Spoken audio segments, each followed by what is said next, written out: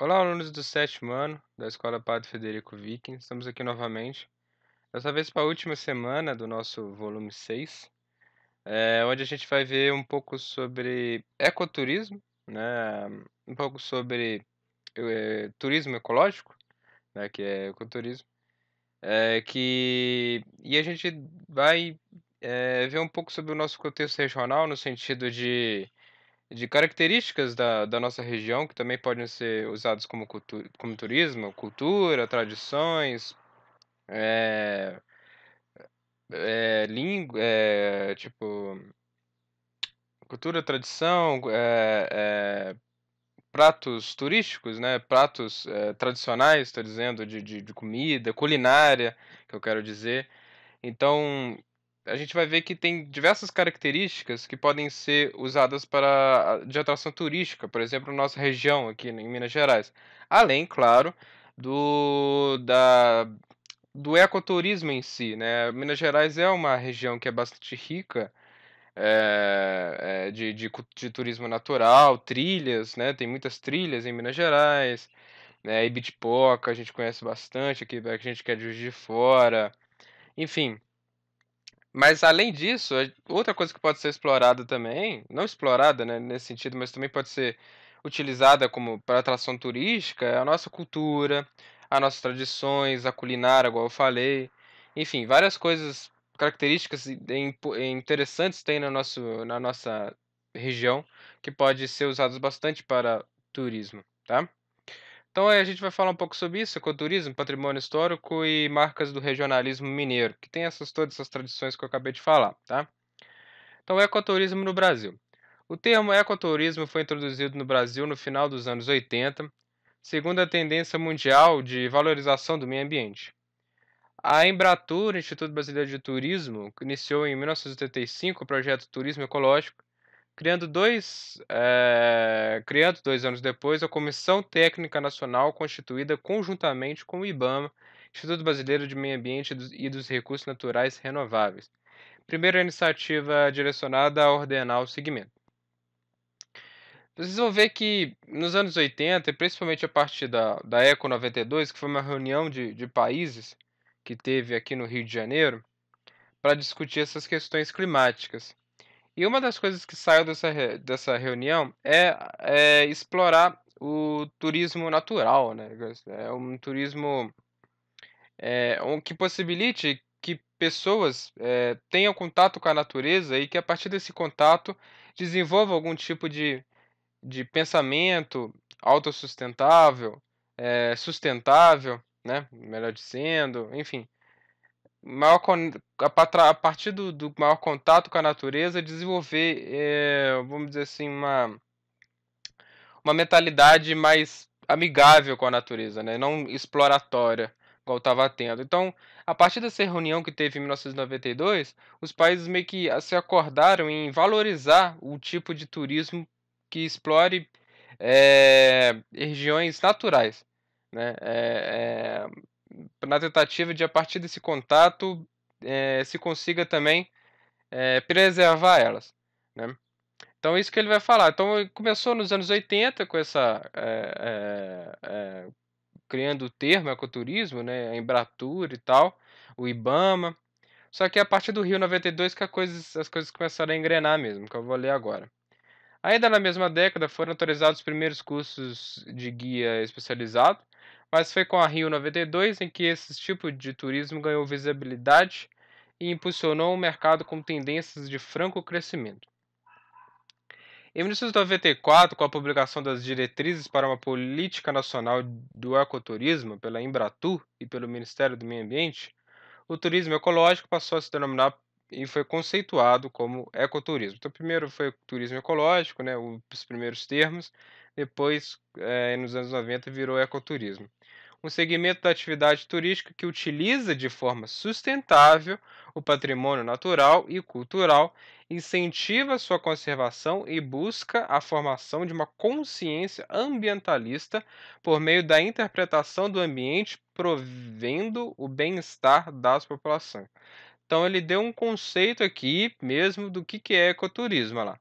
Segmento da atividade turística que utiliza de forma sustentável o patrimônio natural e cultural, tá? Incentiva sua conservação e busca a formação de uma consciência ambientalista por meio da interpretação do ambiente, promovendo o bem-estar das populações. Então, a ideia é isso, né? O ecoturismo é isso, é uma atividade turística que explora, né, vamos dizer assim, não sei se posso utilizar esse termo, mas utiliza do patrimônio natural para na tentativa de conectar, né, as pessoas com a natureza, para a partir desse contato de se desenvolver um pensamento mais sustentável, mais ambientalista, através desse contato do ser humano com a natureza e a partir disso também preservar a natureza. Na teoria é isso, né. A prática do ecoturismo pressupõe o uso sustentável dos atrativos turísticos.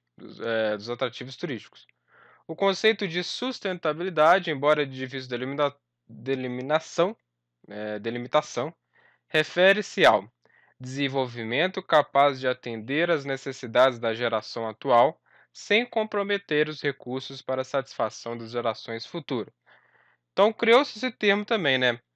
O que se busca com o ecoturismo é que a pessoa se torne se torne, mude o pensamento no sentido de ter um pensamento mais sustentável, né.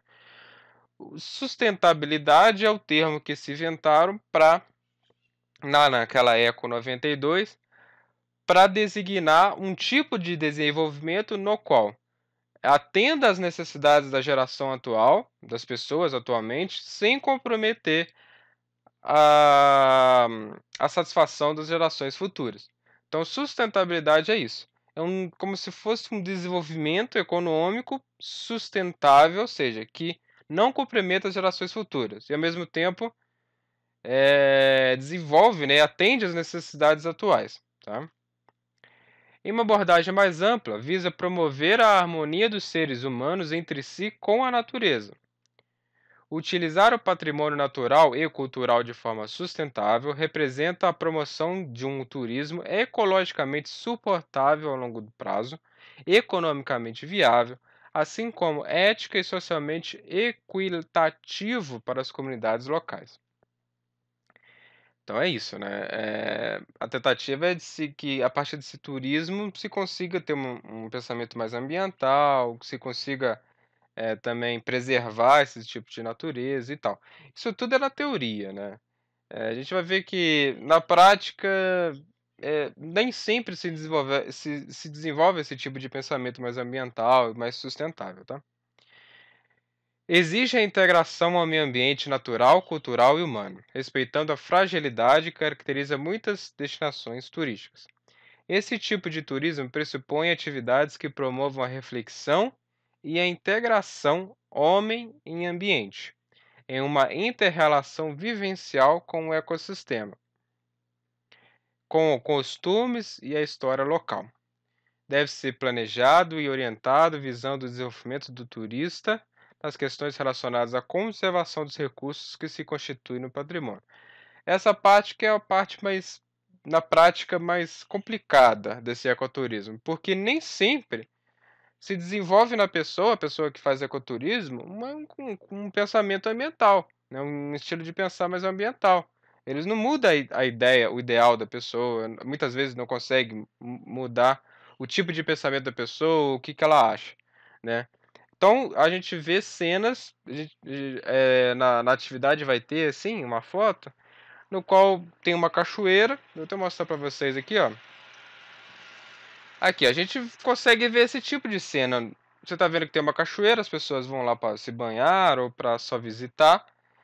Só que ao ir lá, a pessoa joga lixo lá na natureza, não se preocupa em pegar e levar embora, certo? Deixa pertences pessoais lá, né? Então, muitas vezes a pessoa vai visitar, vai lá, se diverte e tal, mas não se desenvolve nenhum tipo de pensamento, de forma de pensar mais sustentável. A pessoa não muda de opinião, né, uma opinião mais sustentável, mais ambiental.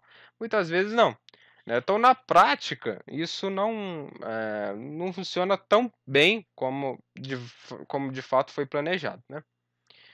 Conjunto paisagístico da Cachoeira do Tombo da Fumaça, eh, aqui ele vai dar um exemplo, né, dessa cachoeira que fica, ah, o tombamento estadual do conjunto paisagístico das cachoeiras do Tombo da Fumaça, né.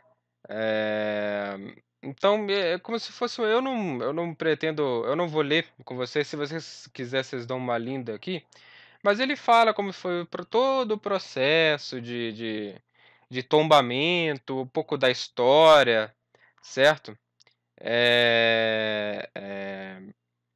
Rio Jequitinhonha, onde está localizado, um pouco da história e tal, até chegar no tombamento por si só. Então ele vai contar um pouco dessa história, quais são as características do local, tá. Mas, pra questão de tempo, eu ir para as atividades lá, vocês vão ver que vai estar tranquilo. Eu não pretendo ler para vocês, mas se quiser só dar uma lida aí, é bem interessante, tá. Então número 1, observe as paisagens de Minas Gerais e responda. Vocês estão vendo que a primeira imagem é de Belo Horizonte, tá? Vocês estão vendo, prédios bastante verticais, né, bastante altos, edifícios, né, vamos dizer assim, com bastantes andares, construções modernas, né, que foram construídas em pouco tempo, em anos, né, que eu estou falando. E na segunda foto você está vendo a cidade de Oliveira, onde você consegue ver aqui, ó, uma igreja, talvez do século XIX, construções mais antigas, está vendo? Construções menos adensadas, menos andares e construções mais antigas, né, de tempo, não tem, vamos dizer assim, arquitetura moderna igual essa daqui, enfim, né, você vai ver que são construções com características de serem mais antigas, né. A igreja, aquelas casas ali do fundo, enfim, todo o conjunto aqui. Então com isso ele está perguntando: que particularidades dessas 2 imagens em Minas Gerais nos permite dizer que são regiões distintas?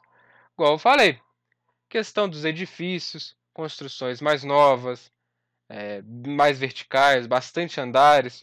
Isso caracteriza é uma característica de uma cidade bastante nova, né, nova, por exemplo, bastante, populosa, com bastante pessoas morando, né, com uma densidade demográfica bem alta, entendeu? Agora a segunda imagem você vê que é o contrário, são construções mais com a densidade mais baixa, construções mais antigas, mais históricas, que foram construídas talvez no século XIX, né. Não tem uma densidade demográfica tão alta, não tem tantas pessoas vivendo em tão pouco espaço, certo? Só é uma cidade mais histórica, de uma paisagem mais histórica, né. E enquanto Belo Horizonte é uma cidade mais nova, uma cidade planejada, enfim, né. Então, isso são as características que fazem com que uma região seja distinta da outra, né. Aí se quiser dar volta o vídeo e escreve para mim. Letra B, qual paisagem poderia ser atribuída a uma região de tradições mineiras preservadas? Vamos lá, tradições mineiras preservadas. Qual dessas imagens eu falei que é uma imagem que caracteriza uma cidade mais antiga, mais histórica e tudo mais? Qual dessas imagens?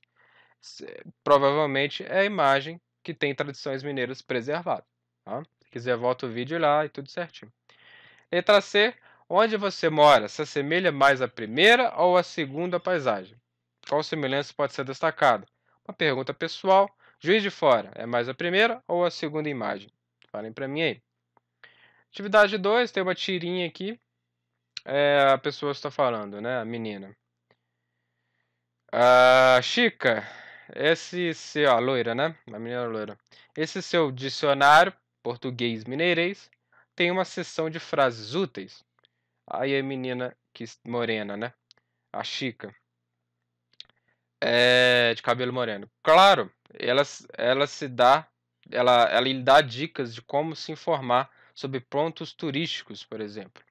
Aí ele fala também: suponha que você quer saber onde e onde pegar a condução mais próxima. basta dizer: Nossa Senhora, Oncotô, onde eu tô, talvez, Oncotô, onde é o Pondion mais pertinho.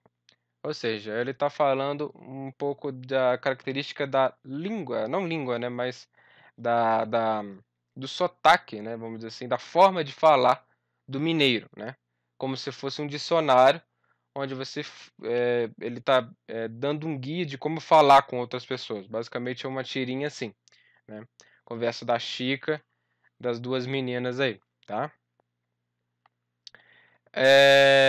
Tô com você tá perguntando. Nessa nossa regionalidade mineira pode ser exemplificada pelo modo de falar. Através da leitura e interpretação da charge acima, elabore uma charge com outro exemplo, ilustrando a nossa mineiridade. É uma questão que vocês fazem, né? Vocês podem fazer, caso vocês achar. Eu gostaria que vocês fizessem muito, né? Mas não é uma questão que exige conteúdo, é mais a criatividade, tá? Número 3, observe a imagem e responda. É a imagem que eu falei para vocês, dessa questão de deixar do lixo eh, eh, em locais na natureza, né, que é muitas vezes utilizada para essa coisa do ecoturismo, né? Então, coisa ele está perguntando. De acordo com o texto sobre ecoturismo e a imagem acima, quais são os pontos positivos e negativos na prática do ecoturismo? Quais são suas sugestões para que o turismo seja sustentável e não impeça que futuras gerações possam conhecer nossas cachoeiras, reservas e parques?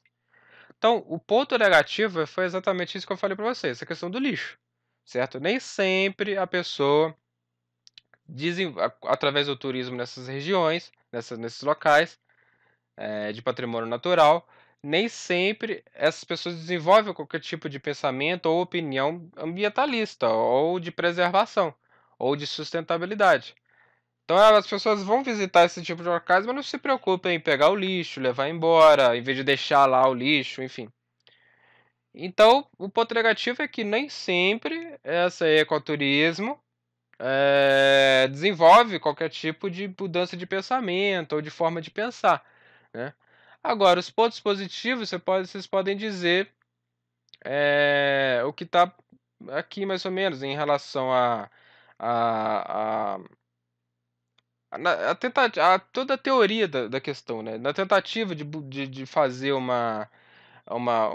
link, né? Uma conexão entre o ser humano e a natureza, de desenvolver um pensamento sustentável, né? Sem comprometer as gerações futuras. Enfim, na teoria é muito bem, é muito bom, dá para utilizar bastante, né? Então, tem vamos dizer assim, um lado bastante positivo na tentativa de fazer esse tipo de turismo natural, né? De patrimônio natural. Então ele está perguntando quais são as sugestões para que o turismo seja sustentável, assim, porque vocês podem pensar, como que se pode evitar que esse tipo de cena aconteça, de pessoas deixando lixo lá na natureza? Através de uma fiscalização mais rigorosa, certo? Por parte das pessoas que organizam esse local, ou o Estado, enfim.